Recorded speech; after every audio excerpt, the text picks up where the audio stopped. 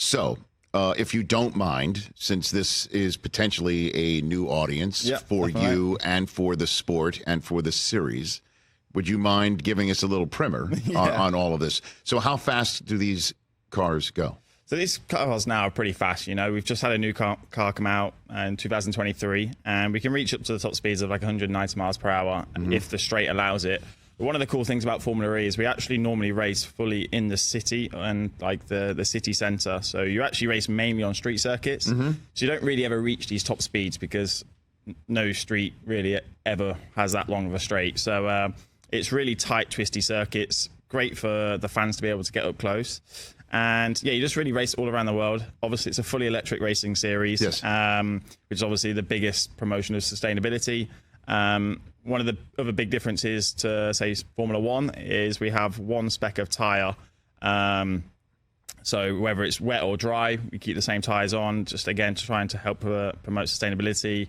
You know, we're not having massive amounts of heavy weight of crate. You know, we're flying all these cars around the world. It can be quite expensive. So trying to keep the capacity down as much as we possibly can and really promote, you know, what we're trying to achieve and help the environment while obviously doing something cool. Your mission's free racing. Yeah, exactly. Yeah. Net zero. So it's obviously trying to promote that as much as possible. And I think what we do is create an amazing show. You know, in Formula One, a lot of the fans or a lot of the, you know, producers get excited when there's probably 70 overtakes in a race, which can be up to, like, say, 2 hours long. Yes. In Formula E, the race is 45 minutes, and we've had the likes of raced in Portland last season, and we had 630 overtakes in one race. 630 overtakes. So it's pretty mental. Yeah, and mental. Yeah, we've got 2 races there coming up later this year as well. So last year was just a single header, just on Saturday. This year it's 2, so we're probably looking at over 1,200 overtakes in an hour and a half. So now, with it being a 45-minute race, there's no pit. No, yeah, exactly. Yeah. I mean, because if you're not changing tires, right? Yeah. And I imagine you're fully charged, right? And the charge can last an entire race. Yeah. Or? So it is quite complicated, and we're going to start this season with no pit stops, and that's what we've always done. But halfway through the season, we're going to go to fast charging pit stops, which basically means you come in halfway through the race, you charge the car for 30 seconds, and then it unlocks obviously extra energy, and then you go back out, and then you've got more energy to spend. So it's a big thing for Formula E. You know, it's a big thing for the manufacturers like Porsche, Jaguar. You know, they're all trying to promote and obviously make these road cars as better for the average, you know, personnel which want to make their road cars as fast as possible. You know, the thing that's stopping us moving really to electric cars at the moment is, you know, the big lines that say trying to charge your car. You know, no one really wants to wait 30 minutes at the moment.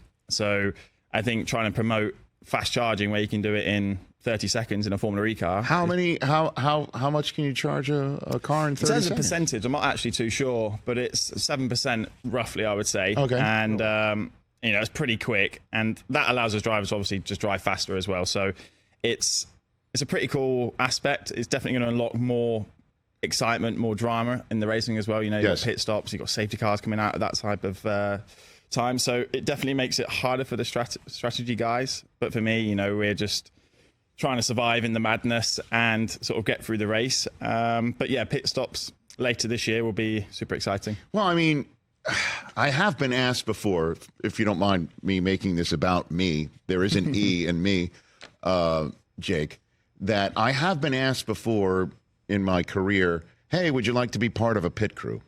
And I've said, no way, because I'm not going to change a tire and have that blow out or anything like that, or have it fall off the car. Or, you know, with fuel, I mean, that stuff can be pretty dangerous. Yeah. I'm sitting here thinking, Jake, I could plug in a car. I mean, like, you know, like if it's just, you know, plugging something in and then taking I'll just try not to run you over. Well, no, but that would be an on me thing. That would be a me thing if I stay out of the way. If I aim for you, though. Okay, well, hopefully, you know, now that we've met, you wouldn't. But I mean, I think I could take the charger and I think you plug could. it in. I mean, yeah, it's really not that complicated. I'm just sitting here thinking. Yeah, maybe I can give you 7%. I do that every day here on the show. If you're free for the Portland race, I'll I'll get my team to give you a shot. That's the one that's domestic in the United States yes, here? exactly, yeah. Okay. So not too far of a flight for you. I can get to Oregon and plug in the Jake Dennis. It's just one time, right? One time in the race. Yeah, one time. And if I don't win, I'm blaming you, even if you did everything correctly. Again, I'm used to that at home every single day. Catch the Rich Eisen Show every single day on the Roku channel, 12 to 3 Eastern, for free.